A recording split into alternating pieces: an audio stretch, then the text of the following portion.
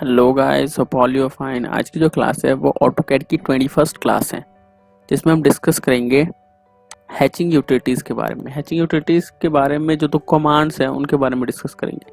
एक तो है आपका हैच और दूसरा hatch edit. Boundary, region, solid fill, gradient, ये भी हैचिंग यूटिलिटीज़ के अंडर में कमांड्स आते हैं, लेकिन आज जो हम डिस्कस करेंगे वो हैचिंग यूटिलिटीज़ में पैटर्न के बारे में डिस्कस करेंगे।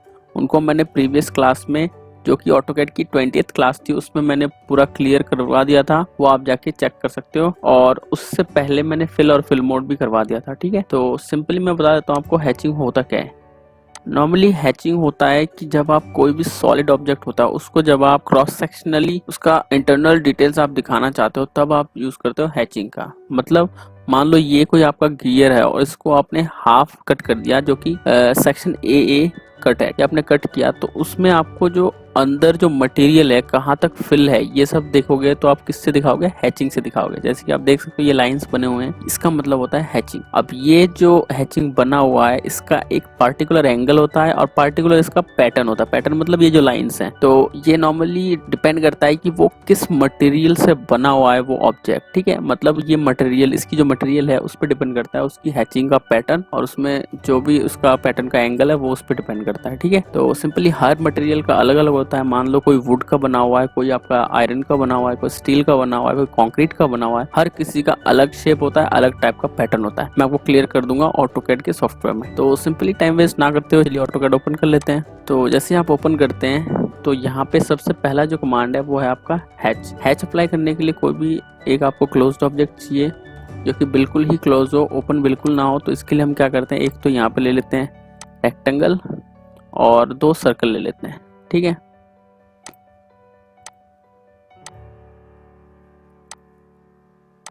तो सिंपली आप देख सकते हो कि इस टाइप से हमने बना लिया। तो हैच को अप्लाई करने के लिए एच एंटर कर दो। जैसे आप एच एंटर करते हो तो सिंपली ये आपको एक्सेस हो जाएगा। ये सेम आपका जो ऑप्शन है ये एक्सेस हुआ था आपके सॉलिड फिल और ग्रेडियंट में भी। ठीक है, तो स्टार्ट करते हैं यहाँ से। यहाँ पे सबसे पहले यहाँ पे पिक पॉइंट है। पिक पॉइंट नॉर्मली होता क्या है कि जब भी आप कोई पैटर्न अप्लाई करते हो तो किस ऑब्जेक्ट में कर रहे हो आप, उसके इंटरनल जो आपके मिडिल पॉइंट है, मिडिल में जाके या फिर कहीं भी जाके आपको एक बार क्लिक करना पड़ता है उसके अंदर इनसाइड। ठीक है, तो ये इजीली उस एरिया में कर देता है। तो जैसे कि आप देख सकते हो कि ये क्लोज है, ये अलग अलग एरिया बना रहा है, जैसे ये वाला पोर्शन अलग है, ये वाला पोर्शन अलग है। ठीक है, तो इस टाइप से ये क्रिएट कर देगा। अगर मैं यहाँ पे कहीं भी पिक पॉइंट कर दूंगा, मतलब कहीं भी मैं क्लिक कर दूंगा, तो ये उस एरिया में ये हैचिंग अप्लाई कर देगा। उसके बाद अगर आप चाहते हो कि पिक पॉइंट से ना हो, आप पिक पॉइंट से नॉर्मली एक बार करके बता देता हूँ। जैसे कि ये है, ये पिक पॉइंट से यहाँ पे अप्लाई होगा, ये पिक पॉइंट से अप्लाई होगा। ठीक है, ये तो होगा आपका पिक पॉइंट। लेकिन अगर आप चाहते हो कि पिक पॉइंट से ना हो, मैं ऑब्जेक्ट सेलेक्ट करूं और वो पूरा का पूरा फिल हो जाए, तब आप यूज करोगे वहां पे ऑब्जेक्ट ऑप्शन। तो ऑब्जेक्ट को अप्लाई करने के लिए हम फिर से एच एंटर कर देते हैं। उसके बाद आप सेलेक्ट करो और यहाँ पे कोई भी एक ऑब्जेक्ट सेलेक्ट कर दो, तो इस तरह से ये अप्लाई हो जाएगा। ठीक है, ऐसे ये हो गया आपका ऑब्जेक्ट टाइप। उसके बाद हम फिर से करते हैं, इसको थोड़ा अंडू कर लेते हैं, फिर से एच एंटर और बाकी के ऑप्शन देख लेते हैं। बाकी ऑप्शन में क्या होता है कि मान लो आपने पिक पॉइंट इसको कर दिया, इसको कर दिया, इसको भी कर दिया और इसको भी। अब इसमें से आपको कोई भी रिमूव करना है तब आप यूज करोगे रिमूव का। तो सिंपली इस टाइप से रिमूव का यूज कर लोगे, है ना, और यहाँ पे कर दो क्लोज हैच क्रिएशन। तो आप देख सकते हो इस टाइप से ये तीनों के तीनों ऑप्शन हो गए। उसके बाद एच एंटर करो, देन हमारे पास यहाँ पे आता है ये पैटर्न के टाइप। ये नॉर्मली होता है क्या कि जैसे आपने यहाँ पे सेलेक्ट किया, ये तो सॉलिड हो गया, उसके बाद ये पैटर्न के टाइप्स हो गए। नॉर्मली यहाँ पे तीन ऑप्शन होते हैं, सॉलिड, ग्रेडियंट, पैटर्न। अगर इसमें से आपने सॉलिड और ग्रेडियंट नहीं पता आपको, तो आप प्रीवियस 20th क्लास देख सकते हो और उसमें आपको क्लियर हो जाएगा। ठीक है, तो अगर आपको सॉलिड का मतलब कोई एक सिंगल कलर चाहिए, जैसे मैंने यहाँ पे कोई कलर सेलेक्ट कर लिया सियान, तो आप देख सकते हो सिंगल कलर से ये फिल हो गया, तब तो हम सॉलिड का करेंगे। उसी प्रकार अगर आपको ग्रेडियंट चाहिए, ग्रेडियंट में क्या होता है, कोई भी दो कलर का, ठीक है, दो कलर के कॉम्बिनेशन से वो करेगा। और इसमें भी बहुत सारे टाइप होता है कि आपको जो शेप है वो कैसा चाहिए, स्फेरिकल चाहिए, लीनियर चाहिए, सिलेंड्रिकल चाहिए। तो फिलहाल हम ग्रेडियंट नहीं करते हैं, हम करते हैं कौन सा, पैटर्न, उस पर ध्यान देते हैं। तो पैटर्न में जैसे ही आप यहाँ पे देखते हो बहुत सारे टाइप के पैटर्न है और यहाँ पे कलर है। तो अगर आपको बाय लेयर, अगर सिर्फ सिंपल चाहिए तब तो आप बाय लेयर कर दो, अदरवाइज आप कोई पार्टिकुलर कलर भी यहाँ पे सिलेक्ट कर सकते हो। तो यहाँ पे सिर्फ ये दो तीन ही नहीं है, यहाँ पे बहुत सारे पैटर्न मिल जाएंगे। जैसे आप इसको एक्सपेंड करोगे तो यहाँ पे दुनिया भर के मिल जाएंगे। तो शुरू में जितने भी ANSI करके और जो एक कोड है, ये normally American national standards institute का ये कोड है और ये स्टैंडर्ड पैटर्न्स हैं। इसी के नीचे इधर आ जाओ तो यहाँ पे आपको मिल जाएंगे और भी यहाँ पे अलग अलग तरीके के। तो इसी तरह यहाँ पे जैसे ये कॉन्क्रीट का है तो कॉन्क्रीट को क्लिक करो और भी बहुत सारे यहाँ पे मिल जाएंगे आपको वुड के मिल जाएंगे, अर्थ के मिल जाएंगे, डॉट्स के मिल जाएंगे, इस तरह बहुत सारे आपको मिल जाएंगे, ग्रास के मिल जाएंगे, हनी का मिल जाएगा, इवन आपके मेटल्स के भी मिल जाएंगे आपको। तो सिंपली मैं यहाँ पे कंक्रीट का कर देता हूँ। कंक्रीट का कहाँ पे, ये रहा कंक्रीट का, और मैंने ऑब्जेक्ट इस टाइप से पिक पॉइंट सेलेक्ट कर लिया। तो सिंपली मेरे को ये दिखा नहीं रहा, क्यों नहीं दिखा रहा, क्योंकि जैसे आप पैटर्न यहाँ पे सेलेक्ट करते हो, फिर यहाँ पे आपको ये 3 चीज़ें पता होनी चाहिए। एक तो आपको हैच ट्रांसपेरेंसी, दूसरा यहाँ पे एंगल, और तीसरा यहाँ पे स्केल। तो कभी कभी स्केल बहुत ही छोटा होता है या फिर बहुत बड़ा होता है, इसलिए दिखाता नहीं है। इधर आपको जैसे आप इसको रिड्यूस करोगे या फिर डिक्रीज करोगे इसका स्केल, तब आपको आहिस्ता आहिस्ता दिखने लग जाएगा ये पैटर्न, ठीक है, क्योंकि हमारा शीट का साइज़ कई बार काफ़ी इंक्रीज होता है इसलिए, ठीक है। तो इस टाइप से आप देख सकते हो यहाँ पे। तो कभी कभी ऐसा होता है कि हमें दिखता नहीं है जो हम मैचिंग करते हैं, तो यहाँ से आप देख सकते हैं। तो ये तो हो गया आपका स्केल। उसके बाद आप यहाँ पे आ जाओ हैच ट्रांसपेरेंसी। हैच ट्रांसपेरेंसी मतलब ये होता है कि आपकी जो हैचिंग है वो कितनी डल या फिर हाईलाइटेड है, ठीक है। तो जैसे आप यहाँ पे ट्रांसपेरेंसी ऑन करोगे तभी ये शो होगा, अदरवाइज ये नहीं होगा। जैसे कि आप देख सकते हो मैं यहाँ पे कुछ कर रहा हूँ, यहाँ पे इंक्रीज कर रहा हूँ, तो यहाँ पे इसका इफेक्ट पड़ रहा है। तो इस टाइप से आप कर सकते हो सिंपल हैचिंग का। उसके बाद यहाँ पे दूसरा आ जाता है यहाँ पे एंगल। एंगल नॉर्मली होता क्या है कि मान लो इस पे नहीं, हम इस पे अप्लाई करते हैं, इसको थोड़ा इंक्रीज कर देते हैं इसका साइज, अदरवाइज हमें दिखेगा नहीं। तो हर ऑब्जेक्ट का अलग होता है। मैंने बोला था कि कोई भी ऑब्जेक्ट है तो उसके मटेरियल पे डिपेंड करता है उसका एंगल और उसका पैटर्न शेप। तो जैसे मैं यहाँ पे एंगल चेंज करता हूँ तो आप देखोगे ये एंगल चेंज हो रहा है इसकी लाइंस का। तो इस टाइप से आप यहाँ पे एंगल भी डिफाइन कर सकते हो। उसके बाद आप यहाँ पे आ जाओ। यहाँ पे नॉर्मली होता है कि आपका जो हैचिंग का जो लाइंस है उसकी क्या कलर्स होगी। जैसे मैंने यहाँ पे कर दिया ब्लू, तो आप इधर आओ और इसको भी कर दो, तो ये देखोगे आप ये सारे के सारे ब्लू हो रहे हैं, ठीक है। यहाँ पे आके रेड कर दो तो ये रेड में हो जाएंगे, ठीक। ये तो हो गया आपके ये लाइंस का। अगर आपको इसके बैकग्राउंड में भी कोई पर्टिकुलर कलर चाहिए तो आप यहाँ पे सेलेक्ट करो और यहाँ पे जाके बता दो ग्रीन या फिर मैजेंटा। उसके बाद आप यहाँ पे येलो भी कर सकते हो, ठीक है। इस टाइप से आप बैकग्राउंड भी करोगे तो सिंपली ये होता है। उसके बाद आप इधर आ जाओ, यहाँ पे आपको अगला दिख जाएगा यहाँ पे set origin. Set origin normally होता क्या है कि मान लो मैंने एंगल वाला किया, ठीक है। तो एंगल वाला करने के बाद अब मैं चाहता हूँ कि ये जो ये जहाँ से स्टार्ट हुआ है, स्टार्टिंग ये वाला है थोड़ा इरेज हो रहा है, तो ये स्टार्टिंग इसका इरेज ना हो, मेरे को प्रॉपर तरीके से दिखे। तो मैं यहाँ पे क्लिक कर देता हूँ। जैसे मैं सेट ऑरिजिन पे जाता हूँ और इधर क्लिक करता हूँ तो आप देखोगे इसकी जो अलाइनमेंट है वो थोड़ी चेंज होगी, है ना। तो इस टाइप से अलाइनमेंट चेंज करने के लिए हम क्या करते हैं, सेट ऑरिजिन दोबारा से कर लें। उसके बाद आ जाता है हमारे पास एसोसिएटिव। एसोसिएटिव नॉर्मली अभी क्या है, एक्टिवेट है। तो इसमें और अगर इसको हम डीएक्टिवेट कर देते हैं तब दोनों में क्या फ़र्क है ये हम देखते हैं। तो अभी तो क्या है, ये एक्टिवेट है, ठीक है। उसी तरह हम दूसरा एक ऑब्जेक्ट बना लेते हैं जिसमें हम डीएक्टिवेट करके रखेंगे और तब इन दोनों में फ़र्क देखेंगे, ठीक है। तो जैसे मैं H एंटर करता हूँ, फिर मैं आता हूँ और सेम वही एंगल वाला पैटर्न ले लेते हैं और इस बार इसका कलर कर देते हैं ग्रीन, और ये इंटरनल बता दिया हमने पिक पॉइंट। उसके बाद इस बार हम कर देते हैं एसोसिएटिव को ऑफ और कर देते हैं क्लोज हैच क्रिएशन।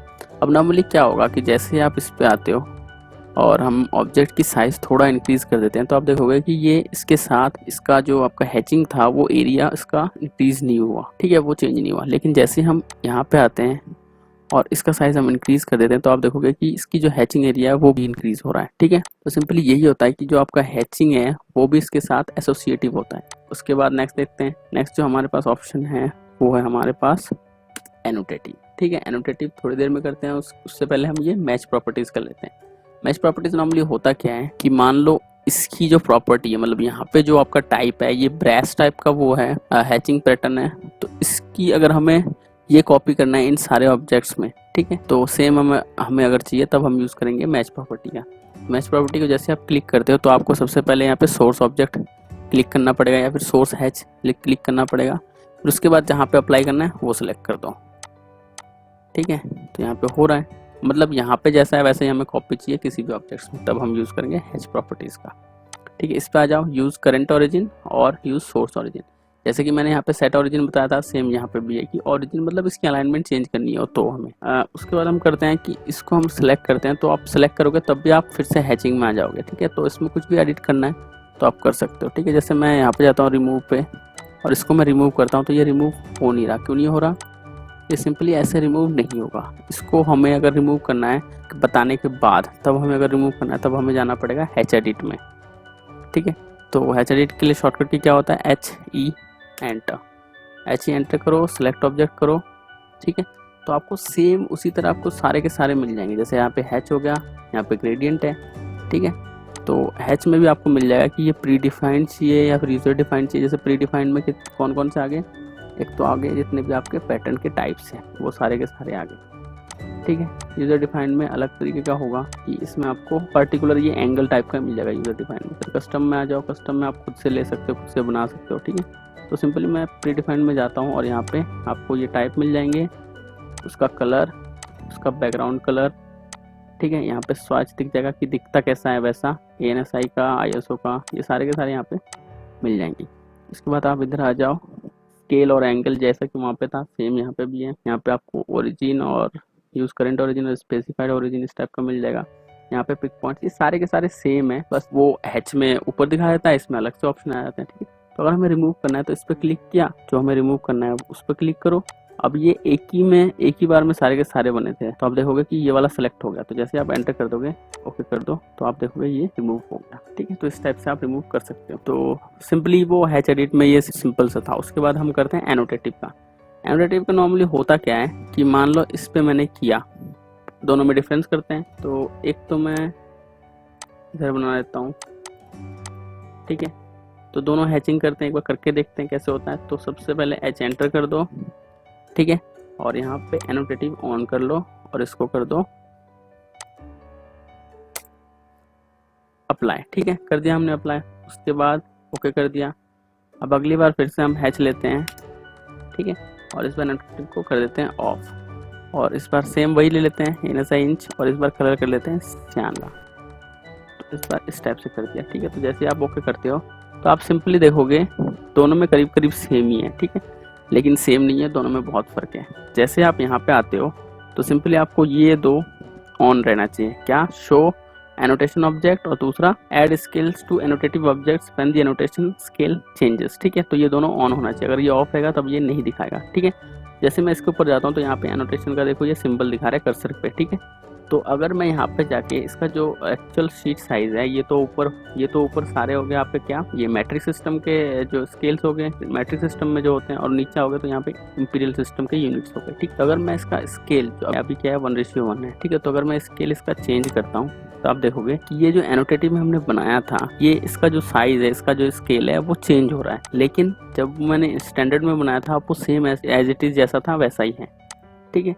तो सिंपली एनोटेटिव में यही फ़र्क होता है कि जब आप उसका शीट का स्केल चेंज करते हो तो वो उस टाइप से वो बिहेवियर उसका चेंज हो जाता है एनोटेटिव में, लेकिन स्टैंडर्ड का कोई चेंज नहीं होता, जो एक्चुअल आपने तब अप्लाई किया था वही हमेशा रहेगा।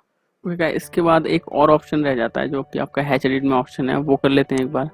जैसे कि मान लो यहाँ पे मैंने कुछ ऑब्जेक्ट्स बनाए हैं और इन पे मैं एक साथ ही क्या करता हूँ, सारे के सारे पैटर्न अप्लाई कर देता हूँ, ठीक है।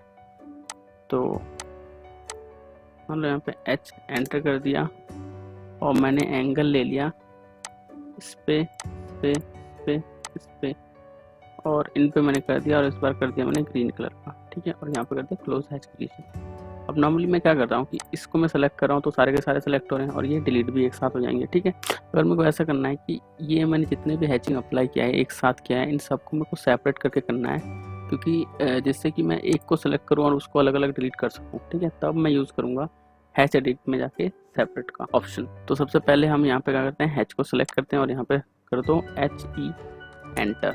जैसे आप करते हो तो यहाँ पे आप आते हो तो यहाँ पे एक ऑप्शन होता है एसोसिएटिव के नीचे, एनोटेटिव, एसोसिएटिव, और नीचे यहाँ पे सेपरेट हैचेस होता है। तो इसको आप यहाँ पे सेलेक्ट करो और यहाँ पे कर दो ओके। तो जैसे आप ओके करते हो अब आप सेलेक्ट करोगे तो ये सारे के सारे सेपरेट सेलेक्ट होंगे, ठीक है। तो इस टाइप से आप हैच का और हैच एडिट का कम्प्लीटली यूज़ कर सकते हो। तो आज के लिए इतना ही, बाकी मिलते हैं नेक्स्ट वीडियो में। Thanks for watching, stay connected with us and thank you so much.